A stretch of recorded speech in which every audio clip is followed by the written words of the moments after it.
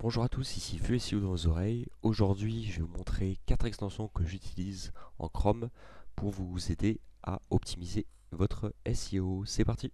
Alors, la première extension est SEO Meta One Click, très pratique qui va vous permettre en fait de checker un petit peu toutes les parties, on va dire, on-site de votre site. Donc là, on peut la voir là, je l'ai épinglé. D'ailleurs, je vous invite à le faire justement, d'épingler vos sites au fur et à mesure.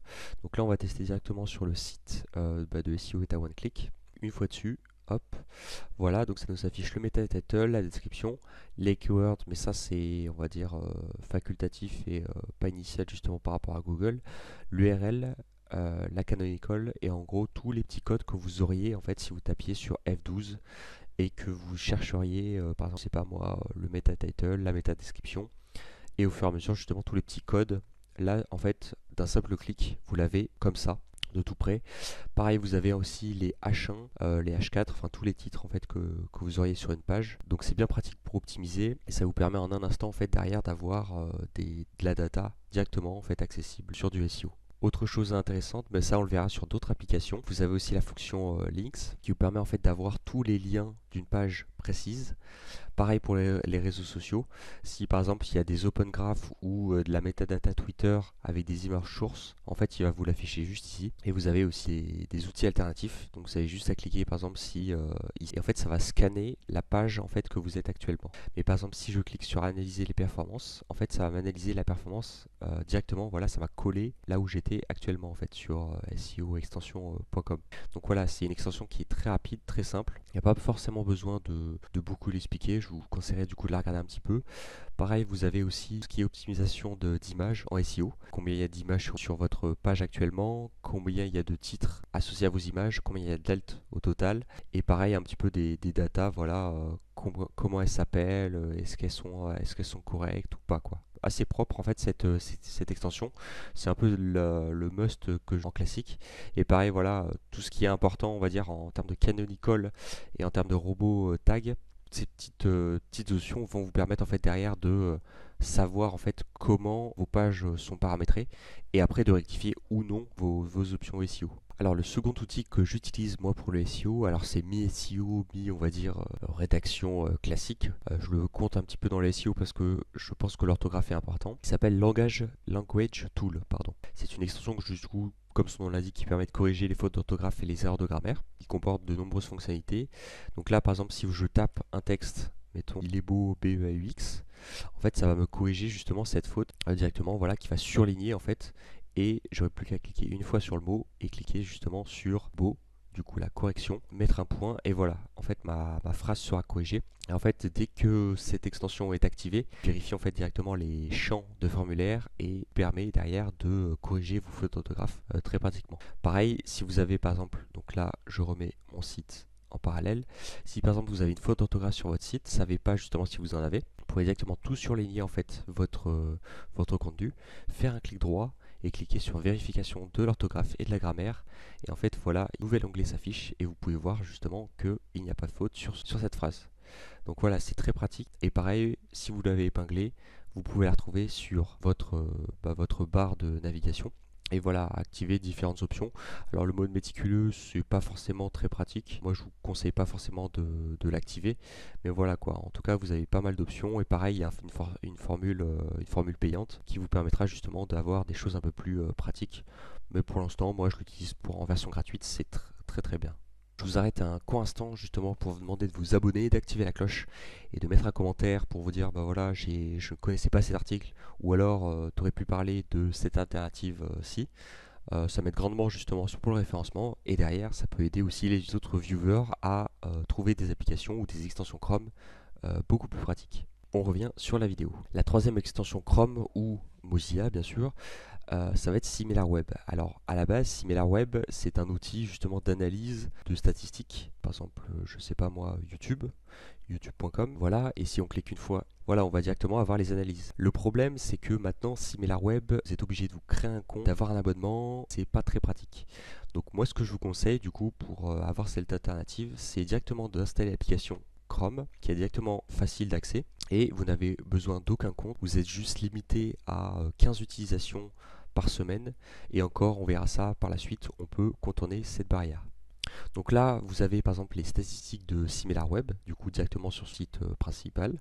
Donc en fait, une fois que vous cliquez sur le SimilarWeb, l'extension Chrome, ça analyse directement la page, enfin le nom de domaine, là où vous êtes actuellement. Donc ça peut nous donner des informations intéressantes. Par exemple, le nombre de pages par visite, le nombre de trafic par mois, le nombre de visites moyennes, c'est-à-dire combien dure une visite moyenne à peu près. Donc là, on voit que c'est 5 minutes, pardon. On peut voir aussi les top keywords. Donc là, on voit que SimilarWeb fait de la publicité sur le mot-clé SimilarWeb avec un espace et Movie Mode. On peut voir aussi en termes de ranking que SimilarWeb est ranké dans les on va dire top 10 000 des plus gros sites US et dans les 6 000 les plus gros du monde. C'est quand même assez imposant. Pareil, on peut voir en termes de pays, j'allais dire country, mais oui, c'est ça. Et en termes de trafic, sur les différentes recherches, voilà, recherche un petit peu toutes les moteurs de recherche, du coup, Bing, etc., etc. Enfin, vous connaissez la chanson. Et le direct, c'est du coup directement en fait favori pour les utilisateurs ou directement s'ils tapent dans leur URL. Notez toutefois, alors j'ai vérifié justement sur ces stats, je ne sais pas comment ils font avec leur algorithme, mais c'est très très précis, surtout en termes de SEO. Mais en fait, l'inconvénient un petit peu de ce concurrent un petit peu SEMrush, c'est que on a tendance à se baser sur SEMrush parce que du coup c'est du SEO. Il faut bien comprendre aussi que un site web, c'est pas forcément du trafic que SEO. C'est pour ça que SimilarWeb existe et que du coup vous pouvez analyser un petit peu les datas des différentes autres sources de trafic. Mais toujours à prendre avec des pincettes, bien sûr. Un gros tips que vous pouvez avoir justement pour l'utiliser vraiment gratuitement. Là, on peut voir que je l'ai utilisé déjà 3 fois sur 15 fois. Le simple fait de désinstaller en fait l'application et de la réinstaller réinitialisera en fait ce compteur. Donc en fait, vous pouvez utiliser vraiment illimité. Et là, on voit que ce compteur en fait est à usage de 15 par semaine. Donc, en fait, c'est assez court, surtout si vous travaillez dans le web. C'est pas forcément très pratique. Donc je vous conseille de la désinstaller puis de la réinstaller en fait. Et la dernière extension Chrome que j'utilise assez régulièrement pour le coup, qui sera plus porté sur les backlinks, un peu le crawl que vous avez par rapport au crawler de Google et un peu d'Ahref, c'est bien sûr l'extension Ahref. Alors Ahref, c'est le deuxième plus gros crawler après Google, donc c'est quand même un mastodonte qui permet justement, une fois que vous installez l'application, l'extension bien sûr, d'avoir plusieurs informations. Donc par exemple, on peut voir que là, il y a un hreflang sur le site. Donc on a un petit peu data qu'on retrouve sur SEO et Meta One Click. Ensuite, on peut voir la data structurée, un petit peu l'organisation d'hommes du site internet avec toujours les métadatas, etc., etc. Le social justement qui est linké sur la page. Par exemple, on peut voir que Ahref a un Twitter et un Open Graph. Alors l'Open Graph, c'est un code qui permet en fait de donner des informations, de renvoyer en fait ces informations sur les réseaux sociaux. Si vous collez en fait l'URL Ahref, ça va directement en fait donner ces informations en fait comme un rich snippet en fait sur Google. Alors pour cette extension Ahref, elle est très similaire à SEO Meta One Click. Il y a 3 options qui sont vraiment intéressantes justement, je vais vous montrer tout de suite. Ça s'appelle le Outgoing Links. Alors ça permet de voir en fait tous les liens que vous avez sur une page. Donc là par exemple, je peux trier par nofollow, dofollow. Donc ça c'est vraiment très très pratique. Je peux trier par lien interne externe comme j'avais dit, voilà. Donc ça c'est tous les liens externes qui mènent justement en dehors du site et tous les liens internes qui permettent d'avoir justement de construire son maillage interne le plus efficacement possible. Donc là c'est vraiment pratique et pareil vous pouvez trier en dofollow ou en nofollow et vous pouvez rechecker le statut. Ça permet justement par exemple si vous avez une fenêtre à cliquer pour faire apparaître un lien, de ne pas justement rescroller à la page ou de rafraîchir la page.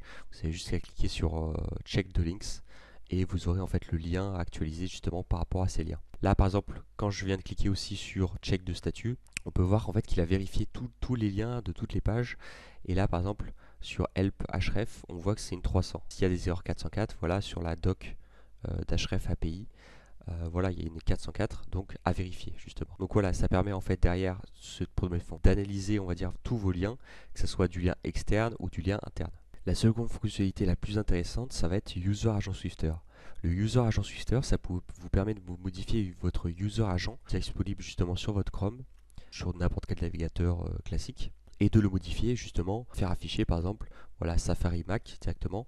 Vous aurez ce user agent en fait une fois que j'aurai coché cette case et rafraîchi la page. Alors ça permet deux choses. Dans un premier temps, de vérifier justement si vos concurrents font pas du black hat. Et la seconde, ça va être en fait des différentes possibilités en fait que vous avez. Si par exemple votre thème est un thème très précis par rapport à ça, en fait ce que vous pouvez faire, c'est directement vérifier le user agent Swifter ne pose pas de soucis en fait avec votre thème. Parce que par exemple, je sais pas, vous auriez des problèmes, des soucis de compatibilité avec votre Mac ou avec votre PC. Mais ça, faut le voir en fait avec le user agent. Donc là, par exemple, j'ai mis le Google Bot Smartphone qui permet en fait de me faire passer pour un user agent de Google. Mais par exemple aussi, je peux utiliser le Bing Bot, que ce soit desktop et mobile. Donc en fait, vous en avez plein différents. Pareil, vous pouvez directement en fait coller le user agent que vous souhaitez. Voilà, je peux directement taper dessus et en fait créer mon propre user agent sur différents paramètres pour vérifier le site où je suis en question. Ça va être en fait les métriques du Google Web Vital. Alors on sait que Google maintenant vérifie un petit peu la rapidité du site. Donc là vous avez juste à cliquer sur Metrics dans un premier temps, puis après sur Web Vital et ça va analyser en fait la vitesse de votre site. C'est des choses très primaires on va dire, mais ça permet de savoir un petit peu en temps réel, data un petit peu de votre site en termes de vitesse. Donc là on voit par exemple que le LCP, donc le largeur counter spent est plutôt bon, donc tout est ouvert. Donc là pour l'instant Href forcément a bonne vitesse de site et je pense aussi des bons CDN derrière pour optimiser un petit peu la vitesse sur les différents pays où il se trouve. Donc voilà. J'espère que cette vidéo vous a plu. N'hésitez pas à me dire justement si j'ai des outils SEO Chrome que j'ai oubliés. Là par exemple, j'ai pas cité Automa, mais j'aurais pu citer Automa, Web Scraper Auto, mais je les compte pas en tant que tels pour du SEO. Donc là, je vous ai utilisé un petit peu les trois outils SEO que je plus importants, on va dire, en termes d'extension Chrome. Je vous le rappelle, n'hésitez pas à mettre un j'aime, à vous abonner, à commenter, et sur ce, à plus.